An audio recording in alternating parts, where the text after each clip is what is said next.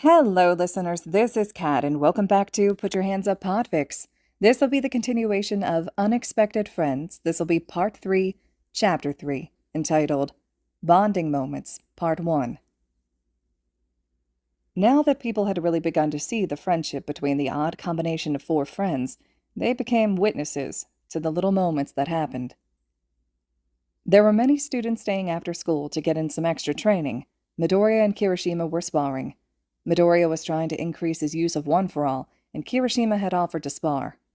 Monoma was also training, but with someone else. As the fight went on, Midoriya kept trying to push his limits on his use of One For All, but it was beginning to take a toll on him. Small bruises began to appear that only grew in size when he took a hit from Kirishima. The redhead didn't notice how much strain Midoriya was putting on himself because he was too focused on the fight. As it was known to many, Midoriya was one to be way too selfless. That attitude was about to hurt him. Kirishima managed to get a hit in. The air was knocked out of Midoriya. As Kirishima was about to go for another hit, he realized that the other wasn't looking too good, as there was barely any effort put into defending. "Hey, man, are you okay?" Kirishima worried. He walked over to Midoriya as he began to notice all the bruises on him. "Yeah, don't worry about me," Midoriya tried to say calmly, but failed to, as it seemed like he was still trying to catch his breath. He began to sway a bit. "Man, you should probably take it slow right now." "I'm fine." Midoriya began to fall. Luckily, Kirishima easily caught him. As if on cue, Monoma had stopped training to take a break. He was about to grab a drink of water when he saw Midoriya in Kirishima's arms. He quickly ran over. "What happened? Is he okay?" Monoma looked over Midoriya's bruises. He managed to calm his nerves once Midoriya slowly opened his eyes. "I'm fine, Nato," he softly spoke. Monoma let out the breath he had been holding, before an annoyed face overtook him. "I can't believe you, Izuku. Look at you. You have a bunch of bruises, and guess who has to take care of you, because Recovery Girl's getting annoyed about how much you've been visiting her. I'm telling Hitoshi and Mei about this. Yeah, I'm not letting you get off this one so easily," Monoma lectured. Kirishima was just awkwardly holding the injured boy, not knowing if he should leave or not. "Should I go now?" Kirishima asked carefully. Monoma had been so focused on lecturing Midoriya that he almost forgot that another was there. "Yeah, I'll take care of him." Monoma took the boy from his arms. Midoriya had an arm around Monoma's shoulders. "Thanks, Kirishima," Midoriya said before being dragged away by Monoma. They sat down at a nearby bench. Monoma left to quickly get a medical kit. Midoriya felt his phone vibrate. He picked it up to see Quirk Nerds, one message. To say that he didn't know what that message was about would be a lie. He opened up his phone to read the text. "Izuku overdid it while training again." As if the message was an emergency call, Shinso and Hatsume began to spam the chat with messages. "He did what now?" "Izuku, I know you were reading this, and mark my words, as soon as you're better, I will hurt you." "I already lectured him, so you two can do the rest." "Thanks, Nato." "Time to think of a punishment." They kept on spamming that group chat, and Midoriya didn't know if responding would make them more or less irritated at him. He knew that he should have watched out for himself more, but once he got into a fight, there was no quitting for him until the end. Monoma finally came back with a first aid kit in hand. Sitting down next to the boy, he began applying disinfectant to the small scratches and scrapes. Midoriya flinches once Monoma begins cleaning his wounds. "Oh, so you can go and give yourself a bunch of wounds, but all of a sudden the rubbing alcohol is the most painful thing in the world." "Maybe."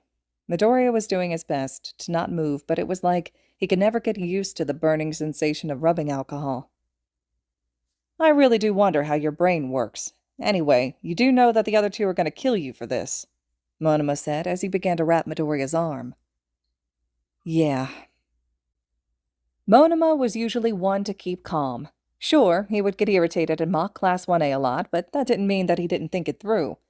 So many didn't actually know how Monoma was when he lost his cool. The two hero classes were training at the same time today, in different areas, but they were still close to each other in distance. Class 1A was taking a small break and was sitting down on the outskirts. Class 1B had just finished an obstacle course. "Monoma, don't you think that maybe you should choose the quirk you copy better?"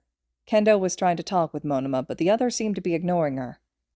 Monoma, don't give me that attitude. The boy responded by walking faster. Midoriya heard Kendo trying to catch Monoma's attention. He turned to see Monoma's irritated face and the tightly clenched fist he was trying to hide. Kendo was getting mad at the blonde for not answering her.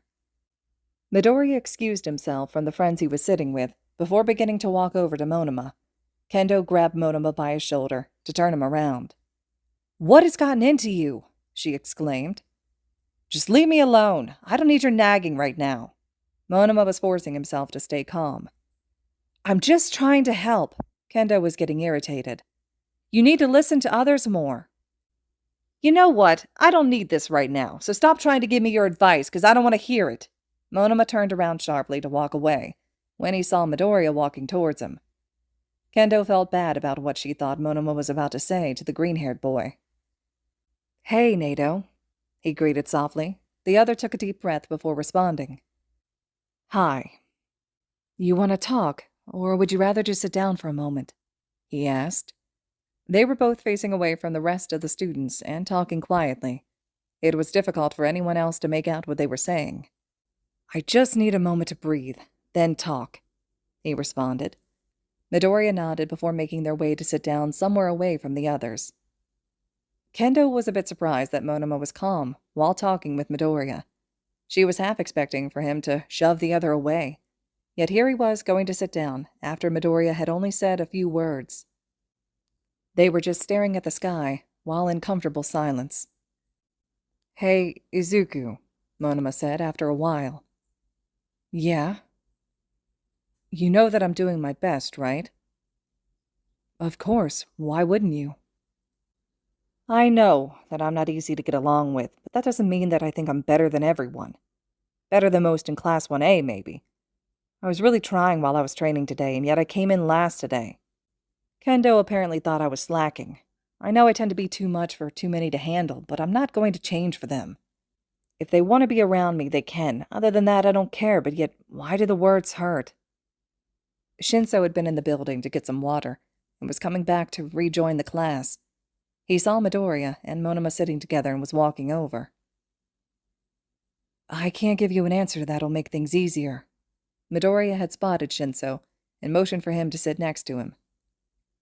"But I can say that hard work does pay off. Besides, they don't know you as we do." Shinso had sat down and asked Midoriya what was happening. Midoriya gave a shortened version of the story. "Thanks, Izuku. They'll know how much better I am than them. Besides, they're just jealous of my skills, so when a small hiccup happens, they just want to stay on a pedestal for a while," Monoma said confidently. "Ready to show them," Shinso said, getting up. "Of course." The support class was observing the hero classes to get data to design support gear for them. Hatsume had called dibs on her 3 friends. Many didn't actually know that she was friends with them, so naturally, she looked insane when she decided to take on 3 projects. She was working with Midoriya at the moment while the other 2 were just talking. "I think that you need new arm braces. I'm trying to make a new fabric to better handle your strength." Hatsume was grabbing his arm to inspect it. "Maybe we should try to make it connect up to your shoulders for better support." Hatsume was tracing an imaginary design that went up to his shoulder blades. Midoriya had gotten used to Hatsume getting touchy when thinking of improving or making new support gear. That's not to say that he's used to other females touching him. He still gets flustered with others. "More shock absorption, you think?" Midoriya replied. "Yeah, your joints have definitely been taking a lot of strain, especially with the extra training you've been doing lately." Hatsume stood behind Midoriya, interlacing her hand with one of his, before tilting her head towards his shoulder to get a better view to visualize an idea. "Wow, Midoriya! I didn't know you had a thing going on with a support student," Mina interjected once she had seen them interact. She saw the perfect opportunity for some tea. It took a second for Midoriya to realize what she had been talking about before he finally understood. "Oh, it's not like that, Mina. We're just close friends," he explained. Mina raised an eyebrow in disbelief. Shinso and Monoma were just watching from afar, not knowing if they should get involved or not. Mina did manage to catch the attention of other classmates, who were also now curious about the relationship between the 2. Hatsume had let go of him calmly as to try and not provide any evidence that what Mina said could be true. Midoriya did not have any romantic feelings for Hatsume, and vice versa, but he was one to get easily flustered. "Come on, tell us, Midoriya. We won't judge," Mina nudged. "Midoriya, you get a girl? How manly," Kirishima complimented. He had not heard the beginning of the conversation.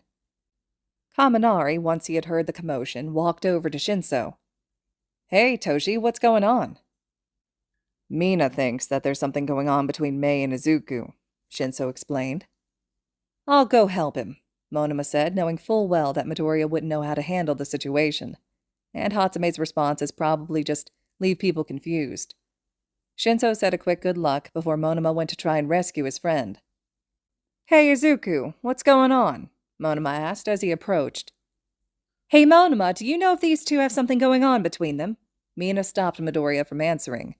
Monoma ignored her, so Midoriya could answer. "Nato, it's fine. They just think Mei and I are together." He was able to explain.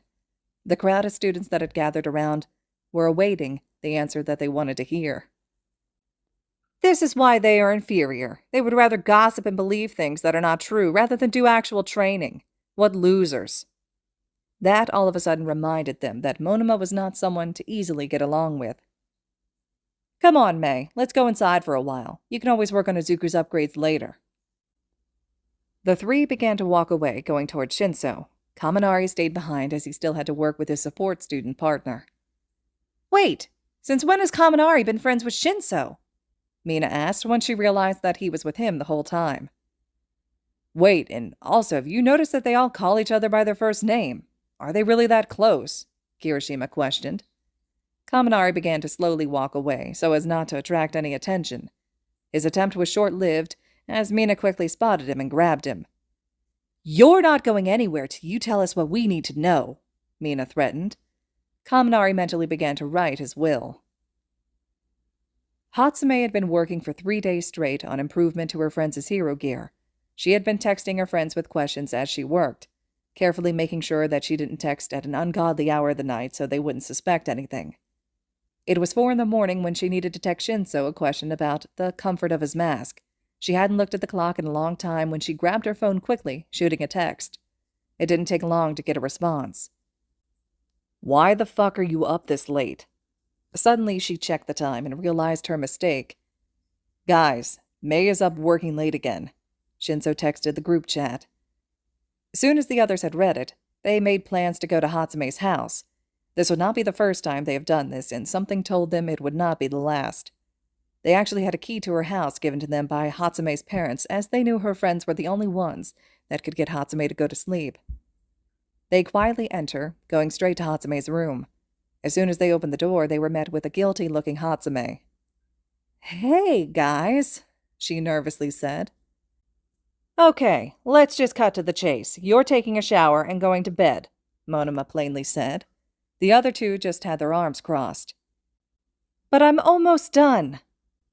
"That's what you always say. Besides, your project will still be there tomorrow. You need proper rest," Midoriya reasoned. She knew she wasn't going to win this argument. "Why don't you two do the same thing to Itoshi?" "Because he actually tries to go to sleep. You don't even put in the effort," Monoma answered. Midoriya shoved Hatsume into the bathroom and closed the door. They went to the living room to wait for her to shower and change. Once she was done with that, Shinso used his quirk to make sure Hatsume would sleep for at least 8 hours before they left. "I swear, if we have to keep doing this, I'm going to lose my mind," Shinso complained. They all agreed. They quickly headed back home so they could rest themselves. Luckily, there was no school tomorrow. They had planned to train that day, but they could push it back a few hours so they could catch up on rest. They worried about Hatsume's obsession with getting things done as soon as possible, but at the end of the day, they would always be there when they needed to force her to get some sleep. It was the weekend, and all 4 of the friends were doing their own thing that day. Midoriya was studying for an upcoming test when he got a text from Shinso. "Hey, you busy?" "No, what's up?" "Do you mind training today? I'm not gonna lie, I kinda need to let off some anger." As soon as Midoriya read the text, he said he would be right over and left. He quickly said bye to his mom. They had agreed to meet at a nearby park. "Hey, Hitoshi!" Midoriya had spotted Shinso. He made his way over to him as Shinso returned the greeting. Shinso's under-eye bags looked darker than usual, and his movements were sluggish. You doing okay, Hitoshi? Midoriya was worried about seeing Shinso in such a state. I'm not going to even try to lie, so not really, but I don't want to talk about it right now. Just want a distraction till I can get my thoughts together. Sure. They decided to train in an open area where it was safe. Midoriya wasn't using his quirk and was only defending. Shinso's attack was slow and unconcentrated, but they kept on training till Shinso tired himself out. Once they had stopped, they decided to go sit down on a nearby bench to rest. Hey, Midoriya. You mentioned once that your quirk took a long time to develop, right? Yeah. Why? Midoriya carefully asked. Well, was it hard? Dealing with the pressure of society of having a quirk to belong, I mean. It was. I was bullied for being quirkless, but I thankfully managed. Midoriya looked down at his hands. I'm assuming that you asking about my quirk in society has something to do with your quirk, right? Yeah, it's just being in the hero course has put more attention on me than I'm used to, I guess. I'm just having an even harder time sleeping right now. Too many negative thoughts, Shinso admitted. Midoriya pulled Shinso into a hug. He wanted so bad to be able to take away all those negative thoughts. Look, you are amazing. You worked so hard to get into the hero course. You are not a villain, and you don't have a villain's quirk. Don't tell me that wasn't what you were thinking. You are going to be a great hero. I believe in you, and so do your friends. Midoriya pulled away from the hug, so he could look at Shinso properly. Thanks, Izuku. Shinso cracked a smile. No problem. Besides, I know what will really cheer you up, Midoriya said with a smirk on his face. What? He slowly asked. A certain someone telling you that you're an amazing hero with a starry look in his eyes, Midoriya lightly teased. I don't have a crush on Denki, Shinso defended, crossing his arms. I never said anything about Kaminari or you having a crush on him. Shinso blushed as he realized his mistake. All right, listeners, this concludes Chapter 3 of Unexpected Friends. Chapter 4 will be up next. Please let me know your thoughts and reactions to everything so far in the comments below. And as always, thank you all so much for listening.